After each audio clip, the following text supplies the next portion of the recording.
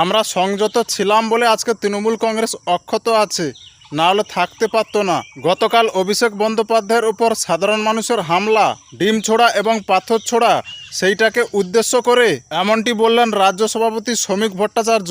তিনি বলেন, শুভেন্দু অধিকারী যখন বিরোধী দলনেতা ছিলেন তখন তাকে গাড়ির মধ্যে পুড়িয়ে দেওয়ার চেষ্টা হয়েছিল উত্তরবঙ্গে। এমনকি এই বিরোধী দলনেতাকে সভা সমিতি করার জন্য হাইকোর্টে 104 বার যেতে হয়েছিল। সাধারণ একটা মায়ের সামনে ছেলে ভাত খাচ্ছে, তাকে গুলি করে খুন। মহিলাদের মাথা ন্যাড়া করে তাদেরকে থুতু চাটানো। নৈহাটিতে পুরুষকে বিজেপি করার অপরাধে উলঙ্গ করে তাকে থুতু ফেলে চাটানো। বিজেপি হয়ে নির্বাচনে প্রতিদ্বন্দ্বিতা করার অপরাধে 5 লক্ষ টাকা জরিমানা দিয়ে পদপ্রার্থীকে বাড়ি ঢোকানো। অত্যাচার কিছু বাদ রেখেছে এরা।